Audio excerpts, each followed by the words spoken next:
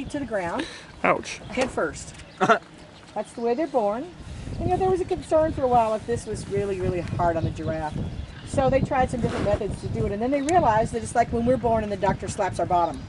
It's the same idea. Clears their lungs, breaks the umbilical cord, gets them up and running. So he was up walking within about an hour. His legs were really spindly. He basically was kind of knocking his knees together for support. That's the only way he could keep himself supported. But within 4 hours, he had pretty much figured it out and was cruising around at a pretty good pace. Haven't named him yet. We're hoping we'll get, we have a lottery where we get to name him. Now, when he was born, he was 5.5 feet tall, weighed 125 pounds. Look at that face. Those little funny horns you see on the top there, those are called ossicones. And when he's born, those ossicones are soft. They're actually up against their heads. But as they start to age, they stand up, and eventually they'll calcify and become like a bone and get really hard. So, Mom is pregnant for 14.5 to 15 months. It's a long time to have a baby. And the ones giraffes you see in here, these are called reticulated giraffes. And reticulated giraffes are from a certain type of part of Africa. They're from the hotter, the Sahara region. And they're recognizable because the squares on them are very clean and really easy to see. And the backgrounds are really, really white. So these are the ones you usually see when you see a commercial for a giraffe on TV or something. These are the most common and the most easily recognizable of the giraffe. And again, those are called reticulated giraffes. We'll get over here in a minute, we'll see another type, a different type of giraffe. This one is standing on the fence here in front of us. We'll get a little closer look at him.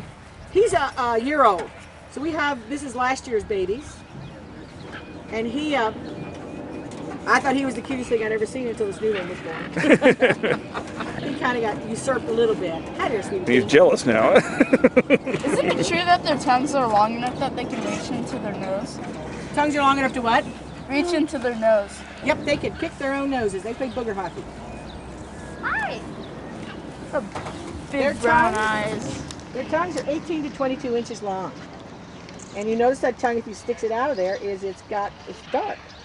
And the third of their tongue is actually kind of a purple black when they get fully grown. His is still a little lighter. What would be the reason your tongue would be that kind of color? Well, think about it. If you walk around all day long, your tongue hanging out.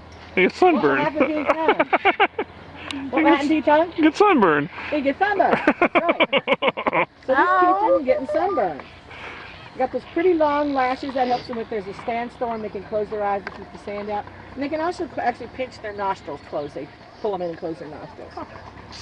Now the giraffe can grow to be up to 18 feet tall.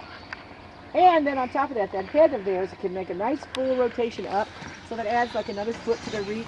And then they have that 18 to 22 inch long tongue on top of it. So they could easily lick the windows in a second-story house without even batting an eye. They can, and he's bending down to eat. They're designed to eat up, so when they bend down to eat, they have to spread their legs apart because their neck is not long enough to hit the ground. Their legs are longer than their neck. Now what they do is they browse all day long. They're continuously looking for something to eat. Usually in the wild, the female eats about half of every day, 12 out of 24 hours she's eating. The male eats a little less than the female does because he eats more at each time than he eats.